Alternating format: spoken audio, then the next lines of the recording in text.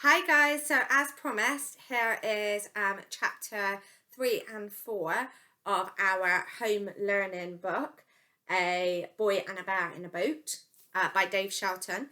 We did chapters 1 and 2, which you'll be able to find in previous videos.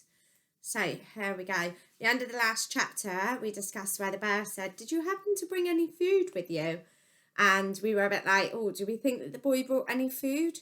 And I didn't really think that he had, so let's find out. So this is chapter 3, breakfast. The boy hadn't been hungry before the bear had mentioned food, but now he was ravenous. He freed his bag from beneath his seat and set about the food he'd brought with him. He ate both his sandwiches, cheese and pickle, one of each, one bag of crisps, a banana, and 3 of his favourite fizzy blackcurrant sweets that turned his tongue purple. And he drank a bottle of ginger beer. The bear ate too. He took out a large, scratched and dented metal lunchbox from under his seat and extracted from it one small triangular sandwich with the crust cut off, and ate it with great delicacy in many nibbled bites, savouring each one. A strange smell wafted over to the boy. "What was in that?" he said. "Broccoli, sherbet and gooseberry," said the bear. "Delicious."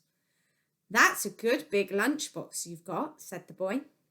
"Oh, yes," said the bear, contemplating its contents once again. "I'm not really a big eater, but I like to bring along plenty of sandwiches just in case." "Just in case? In case of what?" "Oh, you know," said the bear, daintily selecting another sandwich. "Emergencies." "And," said the boy, as casually as he could, "do you have a lot of emergencies?" "Oh, you know, a few," said the bear brightly. "They keep life interesting, don't they, emergencies?" He took a small bite from the sandwich. Anchovy, banana and custard. Yum." When he had finished, he put the lunchbox away and set back to rowing away from the nothing at all that lay behind them and on towards another lot of nothing at all ahead of them. Splish, splish, splish. It wasn't that the boy was worried exactly. He was sure that the bear knew what he was doing. Well, fairly sure, anyway. He would just have been happier if he could see land. Or another boat. Or anything, really, that wasn't sea or sky. There weren't even any aeroplanes or birds or clouds to look at, which was a bit odd and a bit boring. Idly, the boy dunked his empty pop bottle into the sea and brought it up, full of seawater. He turned it over, watching the thin torrent of falling water catching the light and listening to the glugs and splashes that it made. Then he did it again. Twice was enough, it turned out. It wasn't that interesting.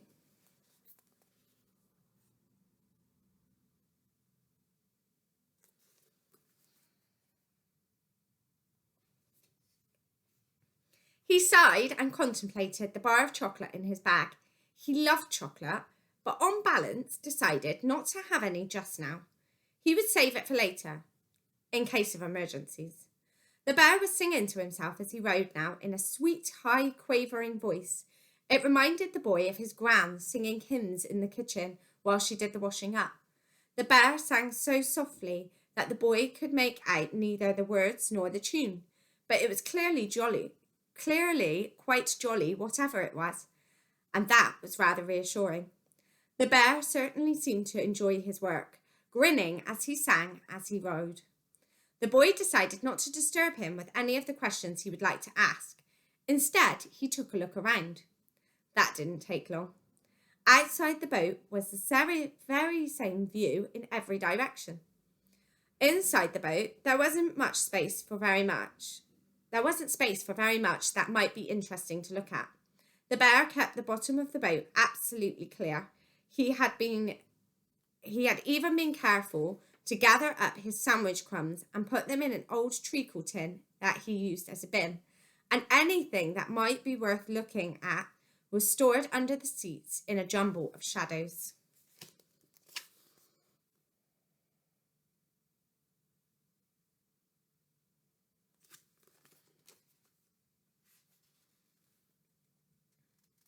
It was a mess, and rather a boring one. Just old tins and packets and boaty things, and no toys at all, apart from, curiously, a small yellow plastic duck. The boy stood up rather unsteadily and stretched his limbs. He would have liked to walk, but had to settle for shuffling around in a tiny wobbly circle in the cramped space between the rear and the middle seats. He shuffled and scuffed and wobbled, and then, frustrated and bored, sat back down and sighed quietly. Then, when the bear failed to notice, he sighed loudly. The bear looked up. "Are you bored?" said the bear. He seemed rather puzzled by the idea. "Well, yes, a bit," said the boy. "Bored," said the bear. "How can you be bored? I don't understand it. Put out on the sea on a beautiful day in the best little dinghy in all the world. What could be better?"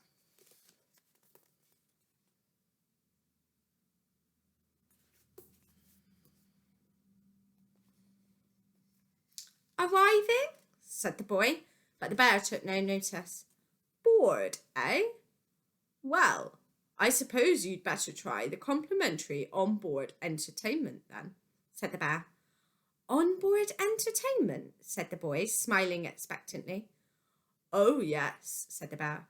"You'll love this." Chapter 4, Onboard Entertainment. It wasn't going well. "I spy," said the bear, "with my little eye, something beginning with, let me see." He looked all around, frowning, and then he looked upwards and smiled. He said. "Sky," said the boy wearily.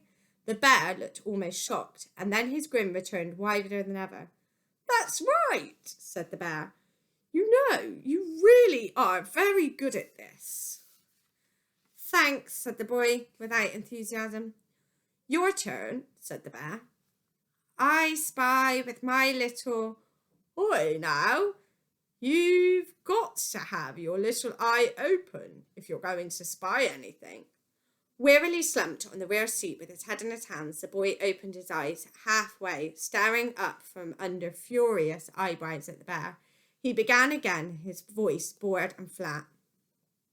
"I spy with my little eye something beginning with S." Oh, I know," said the bear. "Hang on."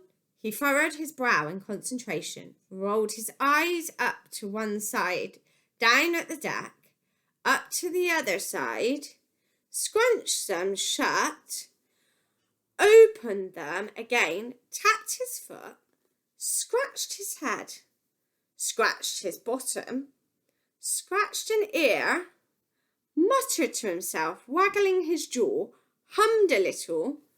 The boy half expected smoke to come out of his ears. He seemed to be thinking so hard.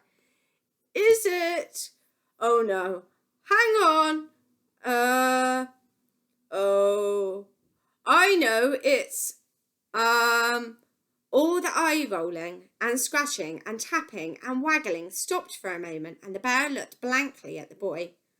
What did you say it began with again?" said the bear. "S," said the boy. "Like everything else we've spied for the last hour," he thought. "Oh, yes, S.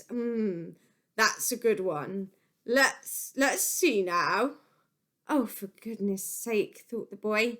He looked out of the boat at the rippling water. He stared at it hard. Then he stared at the bear. Then he stared at the water again and fixed the bear's gaze and nodded in the direction of the water.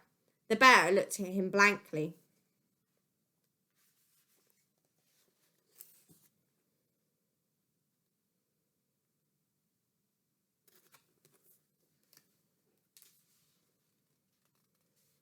Then, slowly, a smile arrived on his face, creeping over it like a reluctant dawn. "Sky," said the bear. "No." "It's not Sky?" "No." "Oh, I was so sure it was Sky. And it definitely begins with S. Yes.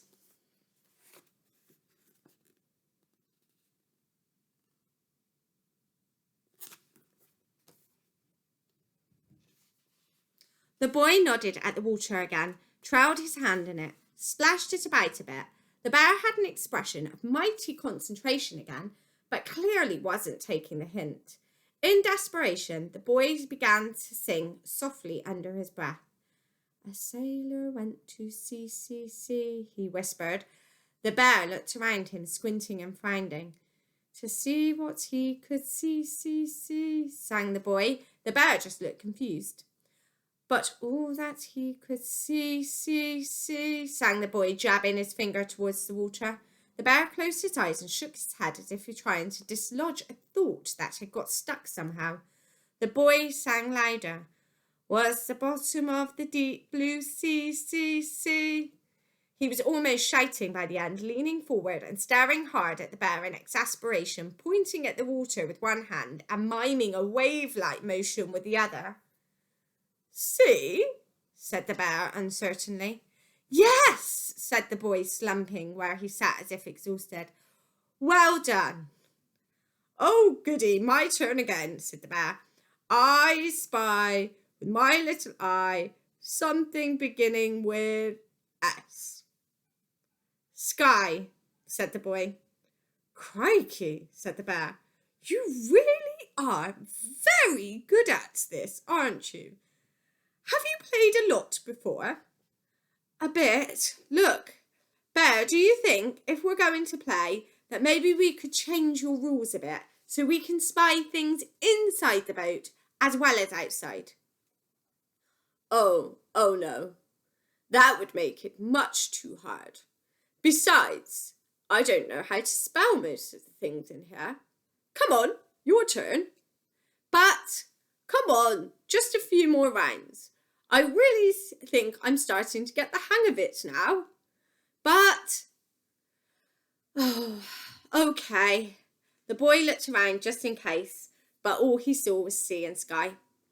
I spy, he said. He leaned over the side of the boat with his arms on the edge and his chin resting on the backs of his hands. With my little eye, he said. His head slumped forward as if he had no longer had the energy to hold it up. He gazed down along the side of the boat to the water. Something beginning, he said. There was something written on the side of the boat, painted neatly in delicate joined-up writing, clear enough to read, even upside down. With H, he said, a note of surprise in his voice. He looked at the bear. The bear was smiling. Harriet, said the bear. So that is the end of our next two chapters of A Boy and a Bear in a Boat. Quite interesting. What do we think Harriet is? Who knows? I will post the next two chapters again soon. I'm really starting to enjoy this. I felt like the bear is a very interesting character. I'll see you soon. Bye.